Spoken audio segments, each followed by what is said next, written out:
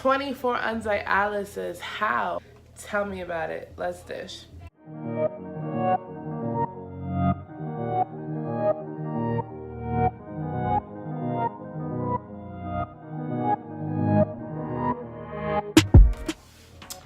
All right, ladies and gentlemen, let's get down to the nitty gritty. I guess I can give you guys a quick backstory. When I was 19, I moved out the house and I got my first apartment. Now, it's funny because, you know, like when you're younger, your parents, they schedule your appointments. So once you get on your own, you kind of neglect that shit. With me, I never really went to the doctor. Like, I mean, I always went to see an OBGYN because you have to take care of the vaginas. Can't have a rusty, dusty vagina. Other than that, like, I'm not going to get regular checkups or none of that. And I had so many excuses. I don't have insurance. My work schedule, I always work like crazy. Like, one thing about shorty do-wop, keep that money coming in. So I always had an excuse. When I turned 19, I got on birth control. I got on the Mirena IUD. When you're getting thick, you don't really like the weight, you don't really think of numbers. You're like, oh shit, like my ass spreading, little titty popping out, feel me? So I'm not really noticing how much weight I was putting on, but then I was working really crazy and I started noticing my ankles started swelling.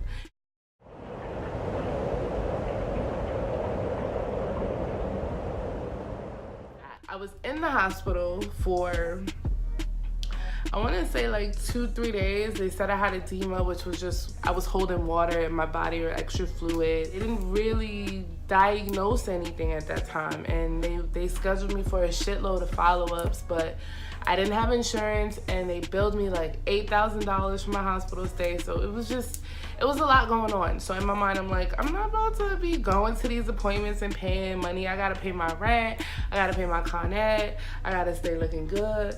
It was a lot going on. So I kind of ducked that to the side.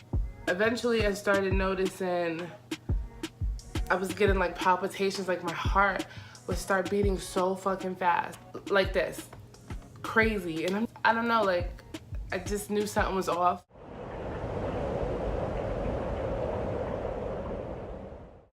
I went to the emergency room, and this was actually back in 2017. I went to the emergency room.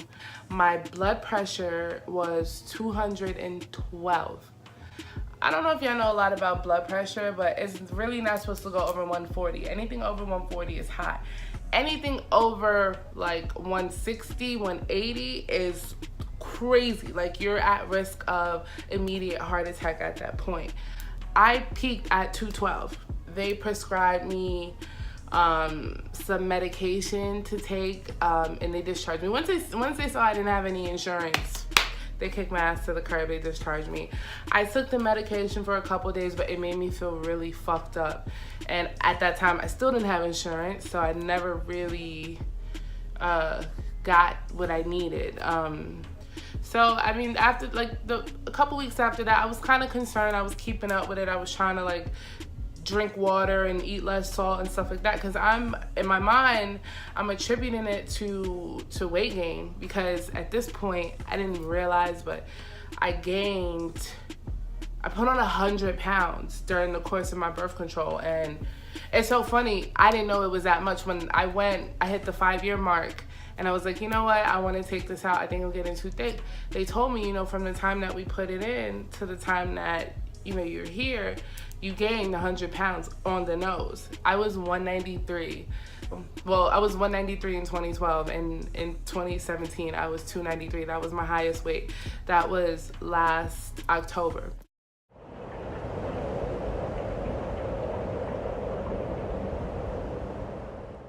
I was working a full-time job. I was doing collections for a bank. That wasn't really working for me. So I had quit my job. And I had plans to move back to New York because I've been out in PA for a little while now, and it's like, this is trash. Basura. This is garbage. I'm from Harlem. When you're from New York, living in Pennsylvania is not a go. So around August, I quit my job, and I was like, fuck that. I'm gonna take what I have saved, and I'm gonna go back to New York.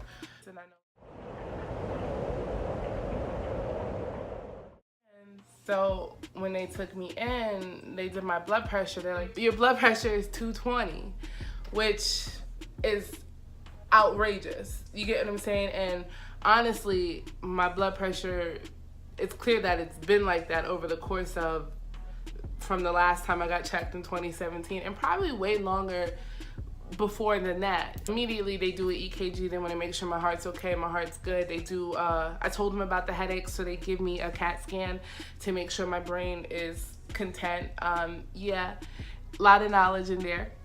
But my that was good. I got there, mind you, I got there like 1 o'clock. So now it's like 6 o'clock. I'm like, yo, you know, I'm getting a little hungry. SmackDown is coming on tonight. Like, I gotta get up out of here. I'm thinking they're just gonna give me some pills and tell me, you know, beat it. So they're like, okay, so we're gonna have to admit you overnight. Admit who? For what? Like, I'm confused. They're like, oh, it's just, you know, a couple concerns that we see. So once they decide to keep me overnight, I'm like, all right, bitch, like, this might be something. So still at this time, I'm not thinking it's this severe. Then they moved me to another section of the hospital, which looked a little more like, this is some shit. Now they start running tests, and I saw so many doctors. When I say I had like 40 fucking doctors in my face, they say, you know, they tested on my levels, they tested the blood, and they checked everything, and it looks as though at this point I have little to no kidney function anymore.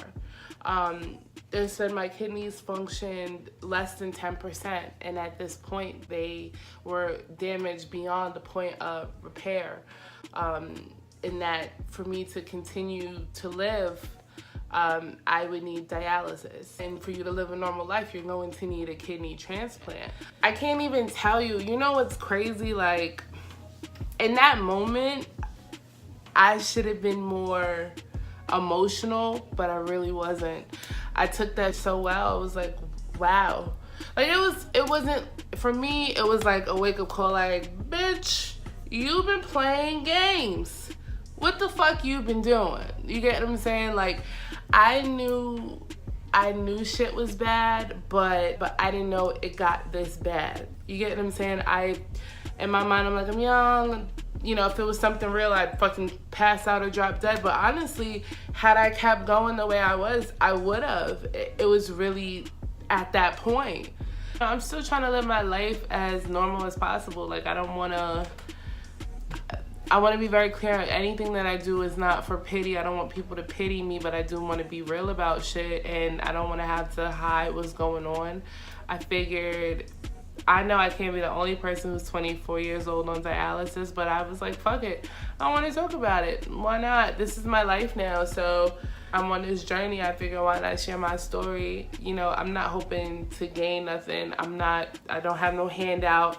I don't have no GoFundMe. I'm not on that type of time, and nothing against people who you know, do stuff like that.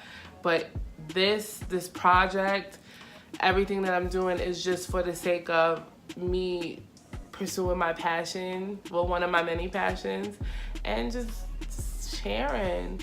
You'd be surprised who you touch, who you connect with, who can relate to you.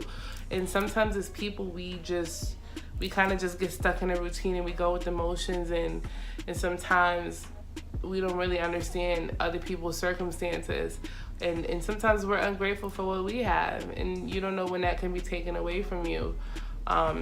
So, you know, when you're in situations like this, and this is why a lot of people, it takes something like this for them to have kind of like an awakening or a wake-up call. And it's unfortunate, but sometimes people need that. You know, if I kept going the route I was going, I wouldn't have made it to 30. Let's just be real. So sometimes you need stuff like this. And now, since I have all this time, I'm really on the path of self-discovery. And it's so funny because you never think you'll be that person, but right now I'm all about finding out who I am, and being the best me that I can be, and being as kind to my body as possible, to my vessel, so that, you know, my soul can flourish.